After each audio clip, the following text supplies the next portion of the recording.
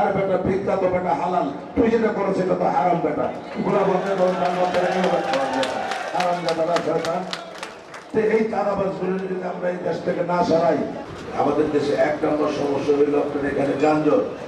যানজটের জন্য আমরা চলতে পারি না। আজকে যে আমরা এই কমিউনিটি সেন্টারে আসছি, আমি আরেক ভাই সহ একসাথে হাইটে আসছি, বুঝছেন, রিক্সা দিয়ে আসার মতো অবস্থা নাই। অথচ পাকিস্তানে বলে প্রত্যেকটা মোড়ে মোড়ে ট্রাফিক ছিল, ট্রাফিক সিস্টেম এখন উঠে দিচ্ছে। অথচ আমাদের পুরনো শহর থেকে সরকার সবচেয়ে বেশি ট্যাক্স ভ্যাট কালেকশন করে, অথচ আমরাই সবচেয়ে বেশি নির্যাতিত।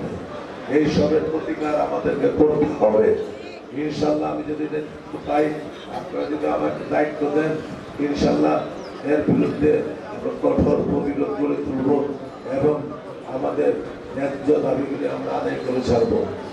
7 অঞ্চলের মধ্যে আপনার গ্যাস পায় না কেউ, সমস্ত লোকজন আপনার মাসে 1080 টাকা করে আপনি গ্যাস বিল দেন, কিন্তু কোনো গ্যাস নাই।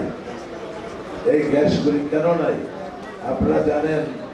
বিগত সরকারেরা বলে এই সালমান রহমানের মতো মানুষদেরকে আপনার, তারপরে আপনার এস আলম গ্রুপ, আর বসুন্ধরা গ্রুপ, আর যমুনা গ্রুপ, এই যে মা খামারা গ্রুপগুলি আছে, যাদেরকে বিগত সরকারের খুব পছন্দের লোক ছিল, তাদেরকে যখন সিলিন্ডার কোম্পানিগুলি দিছে, তখন থেকে আমাদের এই যে জনগণের প্রপার পড়ছে, তখন থেকে গ্যাস আসে না। এর প্রতিকার আমাদের করতে হবে ইনশাল্লাহ। আমি যদি আপনাদের দায়িত্ব পাই, এই গ্যাসের সমস্যা বলে আর যানজটের সমস্যা বলে এই সমস্যাগুলো ইনশাল্লাহ আমরা দূর করব। বিগত সরকার এই সিটি কর্পোরেশনের মেয়র ছিল কে গত সরকারের সময়? তাপস সাহেব। এই তাপস সাহেব 2টা অপকর্ম করে গেছে বড় ধরনের। একটা হইল উনি ময়লা পরিষ্কার করে না, ময়লা বেচা খায়। সিটি কর্পোরেশন এখন ময়লা বেচা খায়, অথচ ট্যাক্স কিন্তু আমাদের 2-3 ডবল করে দিছে। সিটি কর্পোরেশনের ট্যাক্স করছে না, বাড়ছে? তাহলে ময়লাটা তো পরিষ্কার করা সিটি কর্পোরেশনের দায়িত্ব। এখন ওনারা কেন ময়লা পরিষ্কার করে? এটা ময়লা আপনি বিক্রি করে প্রত্যেকটা ওয়ার্ডে ওয়ার্ডে, আর মানুষের রক্ত চুষে টাকা নিয়ে যাচ্ছে। এর প্রতিকার আপনাদের করতে হবে। তারপর ব্যবসায়ীদের ব্যাপার দেখেন, এই যে যারা নাকি মারা যায়, আজিমপুর একটা কবরস্থান, এইখানে প্রত্যেকটা মুর্দার ব্যাপারে 28,000 টাকা কত টাকা আপনি ট্যাক্স বসেছে, দাফন দিতে দিবেন। কত বড় অফিসার! আপনার মানুষ মারা যাবে, ইন্তেকাল করবে, মুর্দা আটকা রেখে টাকা দেয়। তাহলে সিটি কর্পোরেশনে মুর্দার ব্যবসা করার জন্য সিটি কর্পোরেশন আমরা বানিয়েছি, তাদেরকে ট্যাক্স দেই কি আমরা এই অপকর্ম করার জন্য? এগুলি পরিবর্তন করতে হবে। আমাদের এলাকায় একটা ব্যবসা বান্ধব এলাকা, কিন্তু আপনারা জানেন প্রত্যেকটা ব্যবসায়ী ডাইরেক্ট হোক ইনডাইরেক্ট হোক, তাদেরকে চাঁদাবাজি দিতে হচ্ছে, চাঁদা দিতে হচ্ছে। কেন চাঁদা দিতে হবে ভাই? চাঁদা যারা নেয় তারা কারা?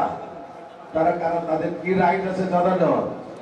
ওদের কাছে এই চাঁদাবাজগুলি এতই নোংরা, এরা ফুটপাতের টাকা ওঠায়, আপনার রিক্সাওয়ালার কাছ থেকে টাকা ওঠায়, মাঝি হোক আর মাঝিওয়ালার কাছ থেকে টাকা ওঠায়, সর্ব জায়গা থেকে টাকা ওঠায়। এখন তো ফকিরের কাছ থেকে টাকা ওঠায়। এদের তো ফকির ভিক্ষা করা উচিত। আর বেটা ভিক্ষা তো বেটা হালাল, তুই যেটা করো সেটা তো হারাম বেটা, এগুলা বলতে হারাম বেটা শয়তান। এই চাঁদাবাজগুলো যদি আমরা এই দেশ থেকে না সরাই, এই সন্ত্রাসীগুলো যদি আপনি এখান থেকে না তাড়ান, এই মদ আসক্ত লোকগুলি যদি আপনি এই দেশের থেকে না সরান, তা আপনার আমার সন্তানরা কি পরিবেশে বড় হইতে পারবে, বসবাস করতে পারবে? এদেরকে প্রতিরোধ করতে হবে। এদেরকে প্রতিরোধ করার জন্য আগামী 12 তারিখটা হইল মুখ্য সময়। 5 তারিখ, বিগত 5 তারিখে 5ই আগস্টে আমরা সেমিফাইনাল জিতছি, কিন্তু ফাইনাল খেলা হইল 12 তারিখ। ফাইনাল খেলা আমাদেরকে জিততে হবে ইনশাল্লাহ। আমরা আমাদেরকে পরামর্শ দিচ্ছেন, আমি এই কথা যে আমরা রোজা থেকে সেহরি খায়া আমরা ইনশাল্লাহ ফজর নামাজ পড়ে মাঠে যাব।